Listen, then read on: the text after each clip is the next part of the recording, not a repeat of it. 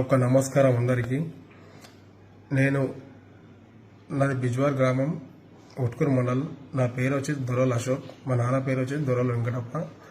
అయితే నేను 2 నెలల క్రితం ఉట్కూరు పోలీస్ స్టేషన్కి వెళ్ళిన. అక్కడ ఏమైందంటే, అక్కడ వెళ్ళిన తర్వాత వర్షం వస్తుండే, పైన ఏదో చెత్త రేకులు ఉన్నాయంటే సార్ వాళ్ళ పైన హెల్ప్ చేస్తుండే. సార్ నేను హెల్ప్ కావాలంటే సరే సార్ వాళ్ళకి అడిగి నేను వెళ్ళిన పైకి. అయితే అక్కడ సైడ్ ఏమైందంటే మెట్లు లేవు పోలీస్ స్టేషన్కి. మెట్లు లేకుంటే సుమ పైన పైకి వెళ్ళినా. నేను వెళ్తే మా స్నేహితుడికి నేను మొబైల్ ఇవ్వడం వల్ల ఏమైందంటే ఒక వీడియో తీసిండు. నేనే తీయమని చెప్పిన, ఆ తీయడం నా తప్పు.